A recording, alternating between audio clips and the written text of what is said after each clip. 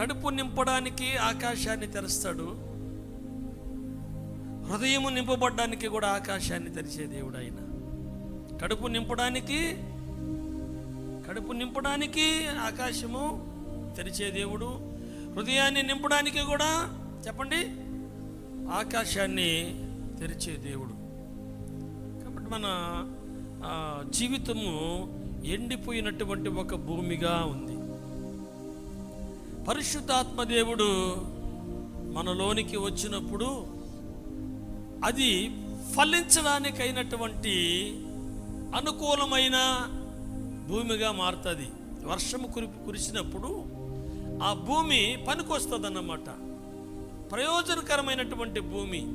ఎన్ని ఎకరాలు ఉన్నాయని కాదు, ఒక వ్యక్తికి ఎన్ని ఎకరాలు ఉన్నాయని కాదు, ఆ ఎకరాలు పండించడానికైనటువంటి ఏం కావాలి? నీరు కావాలి. అలాగనే ఆధ్యాత్మికమైనటువంటి జీవితానికి కూడా ప్రియులారా, హృదయం అనే ఆ భూమి మీద ఆత్మ జలము కుమ్మరించకపోతే ఆ జీవితము ప్రయోజనకరమైనది కాదు, అది నిష్ప్రయోజనమైనదే. అందుకని ఈ మంటి ఘట్టాలలో మహిమ ఐశ్వర్యము రావాలి. ఈ సాధారణమైన జీవితాలలో చూసారా, అసాధారణమైన దైవికమైన శక్తి వస్తేనే మనము దేవునికి ప్రయోజనకరమైన వారం కాగలము. దేవునికి భూమి మీద ఏ పనికన్నా పనికి రావచ్చు, భూమి మీద ఏ కార్యమునైనా జరిగించవచ్చు. ఉన్న శారీరక శక్తితో, భౌతిక సంబంధమైన జ్ఞానముతో, లోకములో ఉన్న డబ్బుతో ఏ పనైనా చేయొచ్చు. కానీ దేవుని పనికి, ఒక దేవుని వ్యక్తిగా, దేవుని మనిషిగా, దేవుని బిడ్డగా గుర్తించబడాలన్నా, ఆ వ్యక్తి దేవుని చేత వాడబడాలన్నా అతను తప్పకుండా దేవుని ఆత్మను పొందుకోవాలి.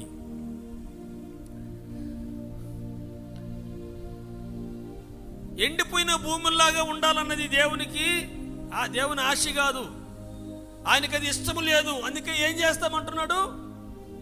ప్రవాహ జలములు కుమ్మరిస్తానంటున్నాడు, బాగా తడపుతాను అంటున్నాడు. బాగా ఏం చేస్తామంటున్నాడమ్మా అనాలా? బాగా తడపుతాను అంటున్నాడు. ప్రవాహ జలాలు భూమి మీదకి వచ్చినప్పుడు భూమి గట్టితనము పోతుంది, భూమి కరుకుతనము పోతుంది, భూమి యొక్క నిష్ప్రయోజనమైనటువంటి స్థితి పోతుంది. దేవుని ఆత్మ చేత దర్శించబడిన వ్యక్తి ఇలా ఉంటాడు. గుర్తుపెట్టుకోండి, దేవుని ఆత్మ చేత, పరిశుద్ధాత్మ చేత నింపబడిన వ్యక్తి ప్రయోజనకరమైన వ్యక్తి అవుతాడు.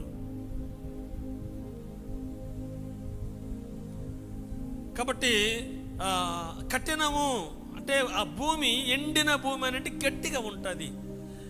ఆ ఎండిన భూమి మీద నువ్వు 10 బస్తాల ఒడ్లు జల్లు, ఆ భూమి ఫలమిస్తుందా? చెప్పండి, నో, ఇవ్వదు. 10 బస్తాలు ఒడ్లు జల్లు, 100 ఉపదేశాలు వినిపించు, అబ్బా ఛాన్సే లేదు. పోనీ 1000 ఉపదేశాలు వినిపించు, ఛాన్సే లేదు. అంతే, అట్టే ఉంటా, అంతే, నేనంతే, నో చేంజ్. అదే దేవుని ఆత్మ పొందుకున్న వ్యక్తి, దేవుని అభిషేకం పొందుకున్న వ్యక్తి, ఆత్మ జలాలు ఎవరి యొక్క హృదయములో కుమ్మరించబడ్డాయో వాళ్ళు ప్రయోజనకరమైన వ్యక్తులుగా ఉంటారు ప్రియులారా.